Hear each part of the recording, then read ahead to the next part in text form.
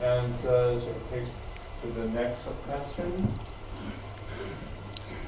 Thank you very much. My name is Nikolai Novikov, Research and Innovation Division, Russian Sberbank.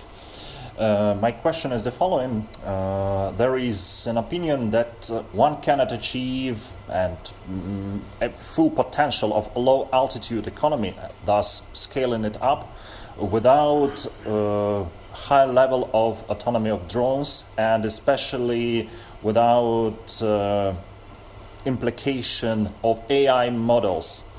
What do you personally think about the role of AI in drone development and drone applications, and what challenges does that pose in terms of certification? Because we all know how to certify large-scale aviation, how to certify drone operators, but when it comes to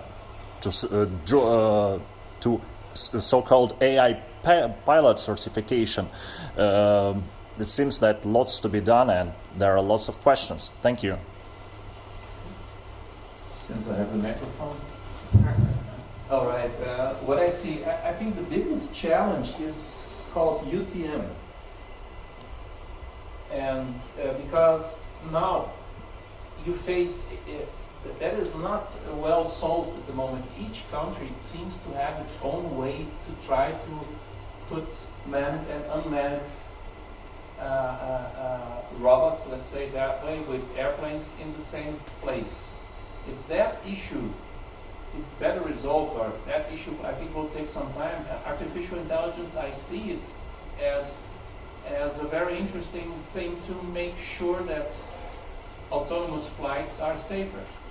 If you go to like cars, autonomous cars, you have many here in China, you have in the United States and Europe, you see they learn from the experience, from what they have, from the accidents, from what, and they make sure that those accidents do not happen again. But I think the communication challenge for autonomy, fully autonomy, is UTM. Yes, UTM is one of the things that we are always waiting for. It always is for next year, so always.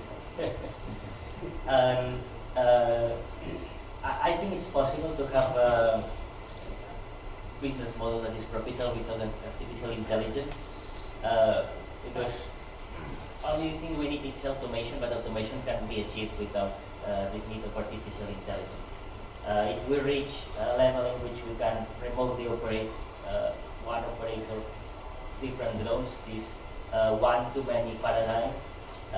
This can be done with traditional, maybe it's the word, traditional, that's all, but without using neural networks or these more advanced automation uses that we are seeing nowadays. It can be achieved without them, because as you rightly were pointing out, it's a lot of unknowns on how the artificial intelligence will be certified, because who is liable then for that operation? If there is no pilot behind, then who is liable? It's exactly the same discussion that happens around the autonomous car. And this is one of the barriers that is in there. Nonetheless, we can use artificial intelligence for other parts of all this pipeline that will add value and will gain more and more validation of these solutions. You guys have mentioned everything. I think it comes down to, for autonomous drones, and I think there needs to be a difference between AI drones and autonomy. I think that we need to look at those in slightly different ways, because is the drone going to respond to other aircraft, other actions, other weather forecasting? Is it going to respond in a way that has to respond in an intelligent way, or is it just going to follow a straight route and it's going to be automated? This is the question, and will it be able to respond to other issues in the airspace, or will it be able to respond to changing ground conditions? This is where autonomy becomes into the fact. The liability issue, and a lot of legislation around the world doesn't allow for a single pilot to control multiple different drones in a way that the liability doesn't sit with that single operator. Can we move that liability to a company, not to a drone pilot?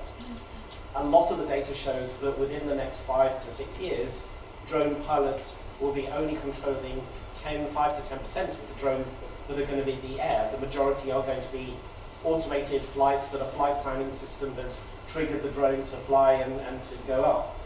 How do you manage that? We don't understand that the legality and the regulations don't allow for this at the moment. Those need to change.